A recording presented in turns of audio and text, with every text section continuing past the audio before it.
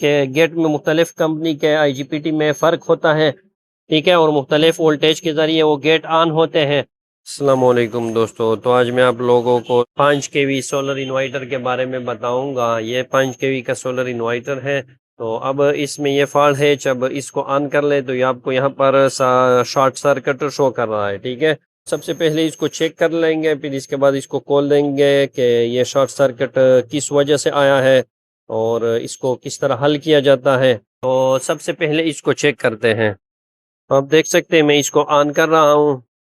अब आप देख सकते हैं ये ऑन हो गया, लेकिन यहाँ पर आप देख सकते हैं शॉर्ट सर्किट, ये आपको शॉर्ट सर्किट शो कर रहा है। तो अब इस शॉर्ट सर्किट को किस तरह खत्म किया जाता है और किस वजह से ये शॉर्ट सर्किट आया है, इसमें कौन सा मसला है। तो अब इस को सबसे पहले ऑफ करते हैं, फिर इसके बाद इसको चेक करते हैं। तो इसको मैंने ऑफ कर लिया। अब यहाँ पर ये स्क्रीन की पट्टी हटा दें। तो आप देख सकते हैं ये 5 केवी का सोलर इन्वर्टर है और यहाँ पर बूस्टर लगा हुआ है, ठीक है, DC बूस्टर है। तो ये DC बूस्टर तकरीबन 80 वोल्ट से आपको 380 वोल्ट कन्वर्ट करता है, ठीक है। तो ये चूंकि 4 सोलर पैनल पर लगाया हुआ था, तो इसलिए यहाँ पर बूस्टर सर्किट इसमें लगा हुआ है, ठीक है। तो अब सबसे पहले यहाँ पर चेक करते हैं कि इसमें कितने वोल्ट आते हैं और ये आउटपुट इस 5 केवी इन्वर्टर को देता है। तो आप देख सकते हैं ये मल्टीमीटर है। अब इसको DC रेंज 500 पर लगा लें। तो यहाँ पर आप देख सकते हैं यहाँ इनपुट आया हुआ है, ठीक है। तो आप देख सकते हैं 256 तकरीबन 260 वोल्ट इसको इनपुट मिल रहा है, ठीक है। अब इसको मैं ऑन कर रहा हूँ, इसको मैंने ऑन कर लिया। तकरीबन कुछ वोल्टेज ड्रॉप हो गए, अब 230 वोल्ट इसको मिल रहा है, यहाँ पर शो होता है, ठीक है। तो ये आउटपुट इसकी चेक करते हैं, ये यहाँ पर आउटपुट है। अब देख सकते हैं 367 68 वोल्ट इसको ये आउटपुट आपको दे रहा है और इन्वर्टर को मिल रहा है, ठीक है। अब इन्वर्टर को भी 367 वोल्ट मिलते हैं, ठीक है। अब इसकी आउटपुट चेक करते हैं। तो ये यहाँ पर मैंने AC रेंज पर लगा लिया। अब इन्वर्टर के आउटपुट वोल्ट चेक करते हैं। तो आप देख सकते हैं या आपको आउटपुट वोल्ट नहीं दे रहा क्योंकि इसमें शॉर्ट सर्किट है, ठीक है। तो अब इसका मतलब ये हुआ कि यहाँ पर जो बूस्टर सर्किट लगा हुआ है इसके अंदर ये बिल्कुल ठीक ठाक है, इसमें किसी किस्म का कोई फॉल्ट नहीं है, ठीक है। और जो फॉल्ट आया हुआ है वो इसी 5 केवी की PCB में आया हुआ है, ठीक है। तो अब इसको ऑफ ऑफ करते हैं और इसी PCB को खोलते हैं और चेक करते हैं कि इसमें कहाँ पर फॉल्ट है। तो इसका सप्लाई मैंने ऑफ कर लिया, ठीक है। अब इसको चंद मिनट के लिए वेट करवाना है, क्योंकि इसमें कैपेसिटर यहाँ पर इन्वर्टर में भी लगे हुए हैं और बूस्टर में भी हैं। तो चूंकि वो कैपेसिटर चार्ज होते हैं, तो जैसे ही वो डिस्चार्ज हो जाए इसी के बाद इस PCB को खोलते हैं। तो ये आप देख सकते हैं सारे कैपेसिटर डिस्चार्ज हो गए, ठीक है। अब इस PCB को खोलते हैं। तो आपसे सबसे पहले इसके सप्लाई को हटाना है।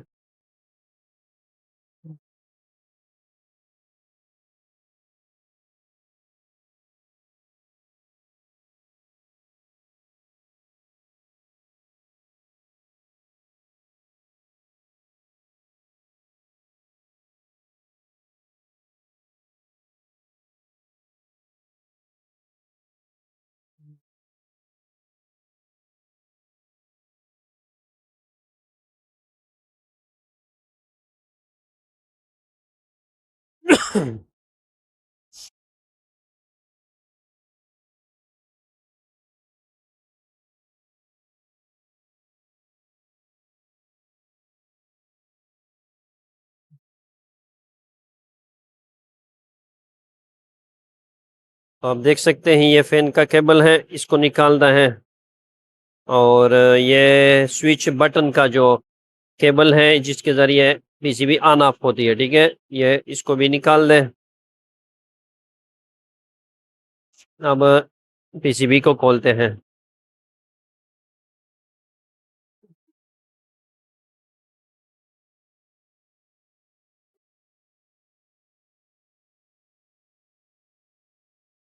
तो आप देख सकते हैं इस पीसीबी को मैंने खोल दिया, ठीक है। ये 5 KB का पीसीबी है। अब आप ये 5 KB की पीसीबी आप देख सकते हैं।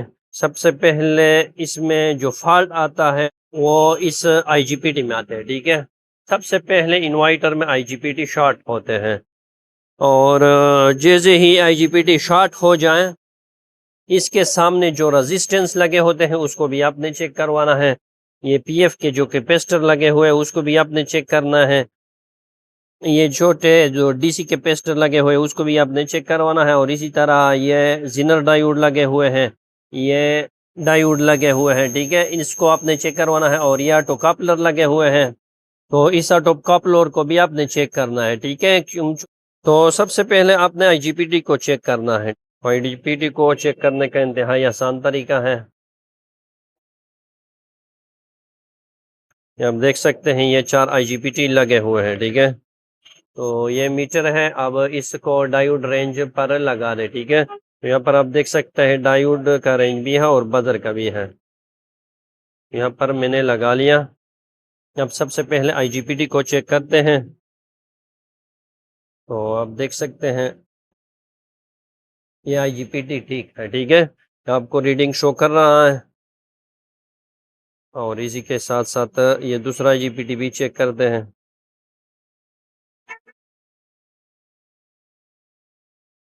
ये आईजीपीटी भी ठीक है, ठीक है।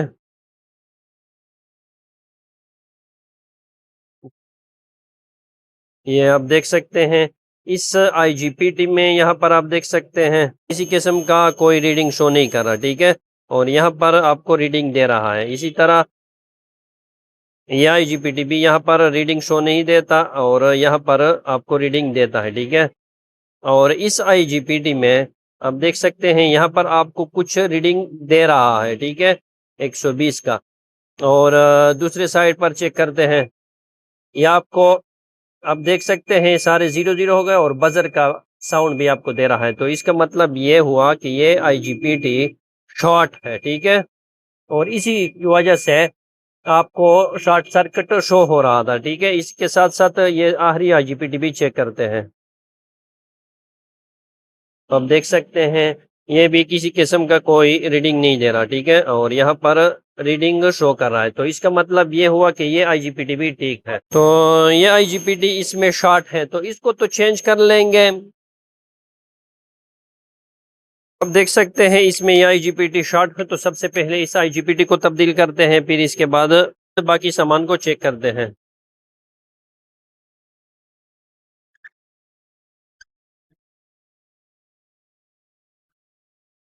अब देख सकते हैं इस आईजीपीटी को, और इसका नंबर है 40H120, ठीक है। तो आपने सबसे पहले इसको दोबारा चेक करना है, ठीक है। बिल्कुल ये आईजीपीटी शॉर्ट है, ठीक है, आप यहाँ पर देख सकते हैं। और यहाँ पर भी इसके साथ कुछ रीडिंग आपको दे रहा है, ठीक है। तो दूसरी आईजीपीटी को आपने लगाना है, लेकिन इसमें आपने एक खास बात नोट करवाना है, ठीक है। चूंकि यहाँ पर इस पीसीबी में 40H120 का आईजीपीटी लगा हुआ है, ठीक है। तो इसी कंपनी का और 40H120 का आईजीपीटी आपने यहाँ पर लगाना है। अगर दूसरी कंपनी का लगा लिया तो आपका इन्वर्टर या तो शॉर्ट सर्किट वैसे ही देगा और या मुख्तलिफ किस्म के आपको फॉल्ट देगा। चूंकि इसमें गेट होते हैं और किसी के गेट में मुख्तलिफ कंपनी के आईजीपीटी में फ़र्क होता है, ठीक है। और मुख्तलिफ वोल्टेज के ज़रिए वो गेट ऑन होते हैं, तो उसमें रद्द-बदल अगर आपने कर लिया तो आपको बहुत सा ये मसले देगा, ठीक है। तो इसी वजह से आपने इसी कंपनी का और इसी तरह का आईजीपीटी आपने लगाना है, ठीक है। और इसी के बाद in resistance zener auto coupler इसको भी आपने चेक करवाना है। तो आप देख सकते हैं ये वही कंपनी का उसी तरह का आईजीपीटी है, ठीक है। तो चूंकि ये मेरे पास नया ख़त्म है, तो मेरे पास दूसरा इन्वर्टर था बिल्कुल नया, ठीक है, तो उससे निकाल लिया ताकि अब इससे काम चलाए, ठीक है। तो अब इसको भी चेक करते हैं।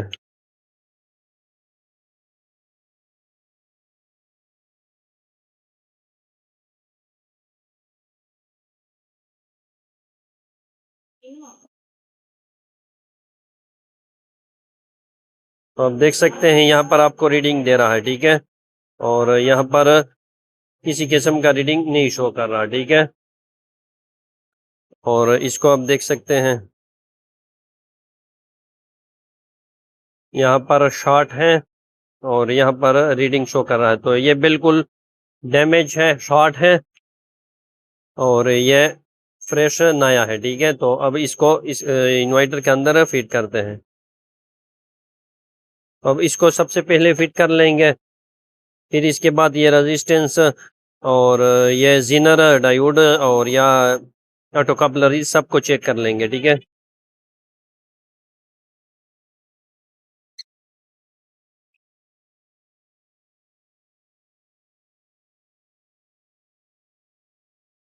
अब इस मीटर के जरिए रेजिस्टेंस को चेक कर लेंगे।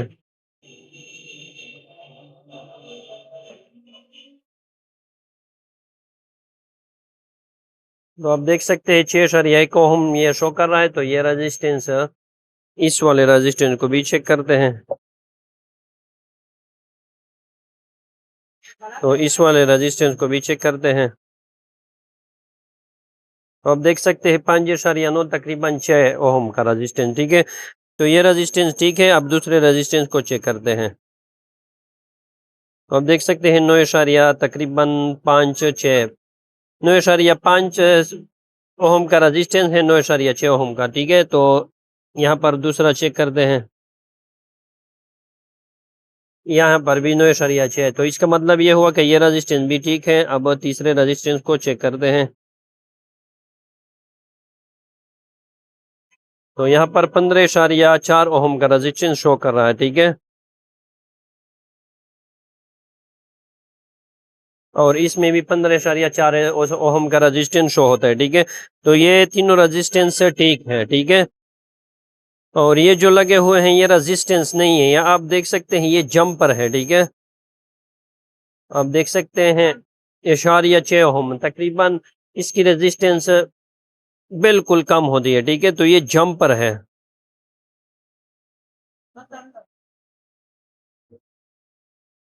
ठीक है। तो ये जंपर है, ये रेजिस्टेंस नहीं है। अब इसी के साथ साथ इस रेजिस्टेंस को भी चेक करते हैं। तो आप देख सकते हैं 266 तकरीबन 266 ओम का रेजिस्टेंस है, तो 266 के का शो कर रहा है, ठीक है। तो अब इसको भी चेक करते हैं। ये भी उसी तरह का है, ठीक है। 265 ओम का रेजिस्टेंस है और ये आपको 265 के का शो कर रहा है, ठीक है। तो यहाँ से में 265 ओम का रेजिस्टेंस होता है, ठीक है। तो ये रेजिस्टेंस भी ठीक है। अब दूसरे मीटर के जरिए से डायोड और जेनर को चेक कर लेंगे। तो हम देख सकते हैं, अब इस जेनर को चेक करते हैं। तकरीबन 32 रीडिंग दे रहा है, ठीक है। अब इस साइड वाले जो टीक जीनर है उसको भी चेक करते हैं। तो ये भी 32 से दे रहा है, ठीक है। तो इसका मतलब ये हुआ कि ये जीनर भी ठीक है।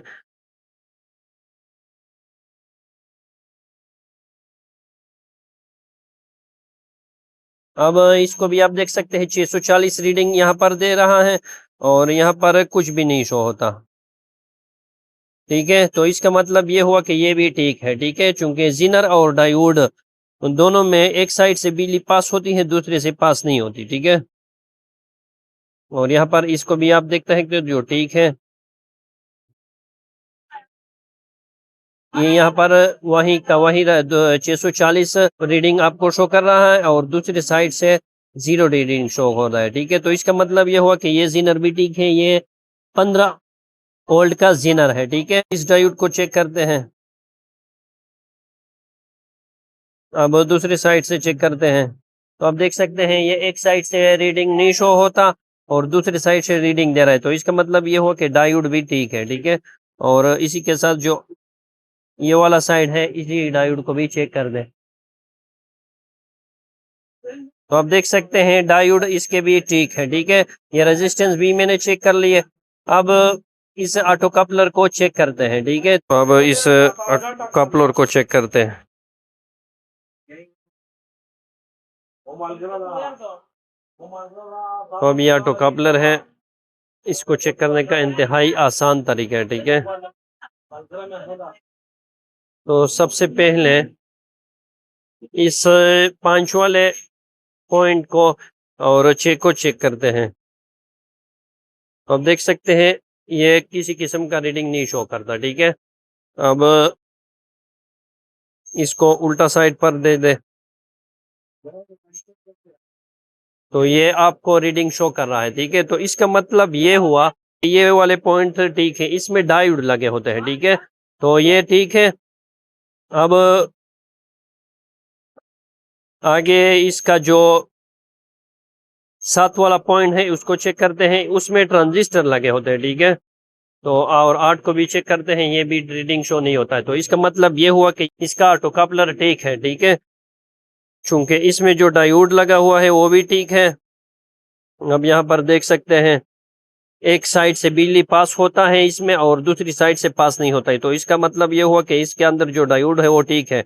और इसी के साथ साथ यहाँ पर आप इसको देख सकते हैं 5 और 8 के पॉइंट्स को आपस में चेक करने से ये रीडिंग आपको शो होता है, ठीक है। तो इसमें जो ट्रांजिस्टर होता है वो भी ठीक है, ठीक है। तो इसका मतलब ये हुआ कि ये ऑटो कपलर बिल्कुल ठीक है। तो इसमें भी किसी किस्म का कोई मसला नहीं है, ठीक है।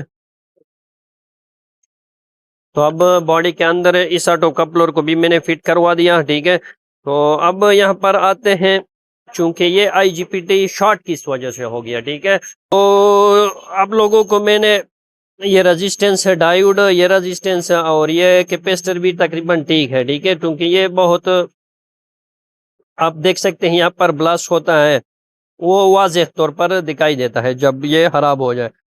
इसमें चूंकि ऐसा छोटा सा फॉल्ट आता नहीं है, जैसे ही ये खराब हो जाए तो यहाँ पर थोड़ा सा आपको शॉक होता है, ब्लास्ट होगा। और ये इस तरह ये भी, तो ये भी ठीक है। और ये रेजिस्टेंस, ये जिनर, ये सब कुछ ठीक है।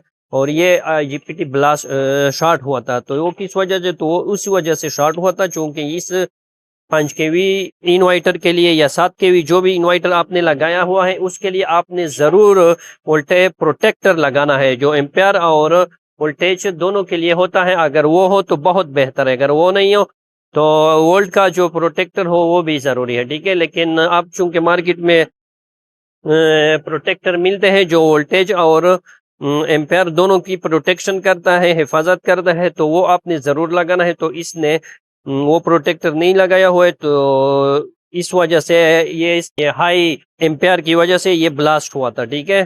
तो इसने ज़्यादा लोड डाला हुआ था ये इन्वर्टर पर, तो ज़्यादा लोड की वजह से ये IGBT ब्लास्ट हुआ था।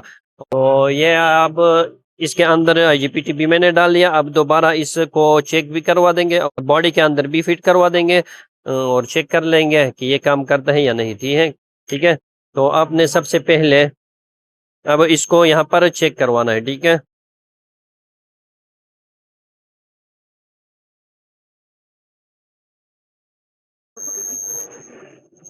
तो आप देख सकते हैं ये 2 तारे असल में एडाप्टर के लिए निकलते हैं, ठीक है, इनपुट के लिए। एडाप्टर का जो इनपुट होता है उसी के लिए है, ठीक है। तो आप यहाँ से भी ले सकते हैं ये 2 तारे, ठीक है। तो अब इसको बॉडी के अंदर फिट कर लेंगे और वहां पर चेक कर लेंगे, ठीक है।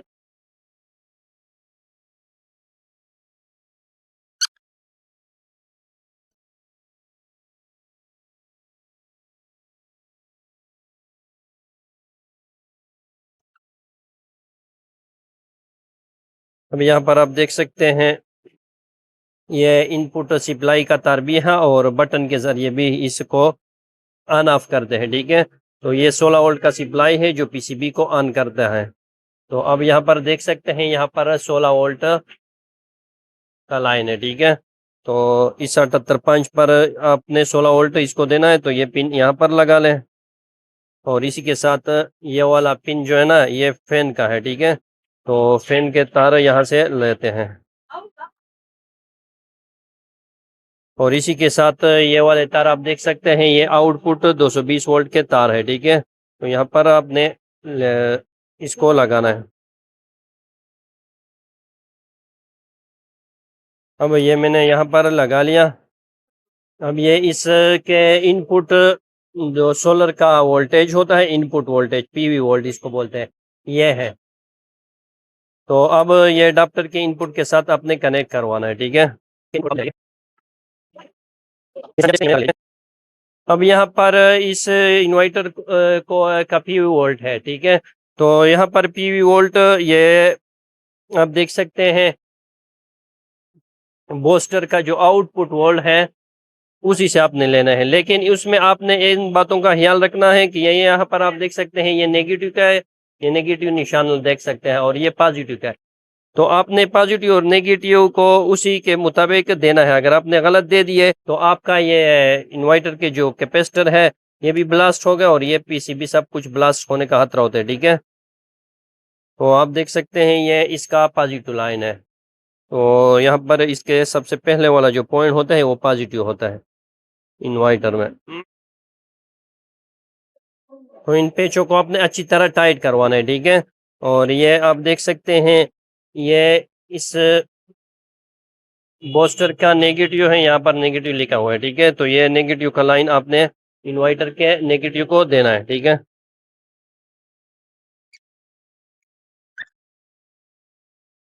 तो अभी इसके बाद आप देख सकते हैं यहाँ पर ये इसका पॉजिटिव पॉइंट है, बूस्टर का इनपुट पॉजिटिव, ठीक है। वो भी आपने सही लगाना है। अगर आपने गलत लगा लिए तो आपका बूस्टर के कैपेसिटर और ये पीसीबी ब्लास्ट हो सकता है, ठीक है। तो वो भी आपने सही लगवाना है, और आपके सोलर का भी नुकसान हो सकता है।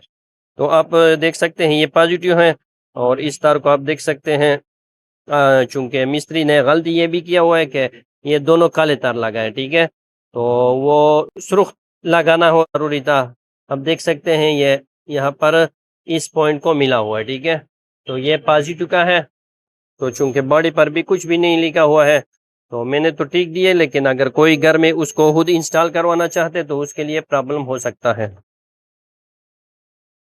और इसी के साथ ये आप देख सकते हैं, ये बूस्टर पर लिखा हुआ है नेगेटिव, ठीक है।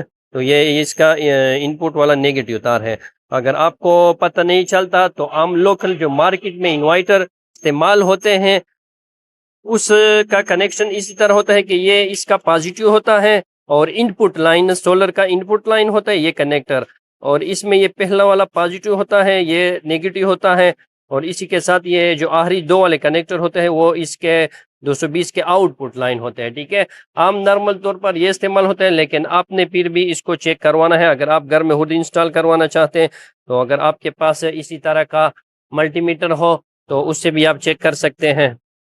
जिस तरह आप इसको 500 रेंज पर लगा लें, ज़्यादा रेंज पर आपने हमेशा इसको ज़रूर लगाना है, ठीक है।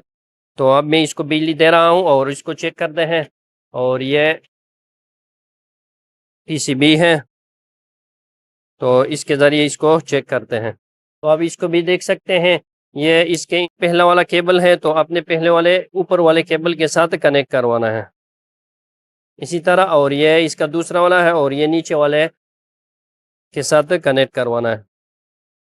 इसको मैंने अच्छी तरह ये कनेक्ट करवा दिया।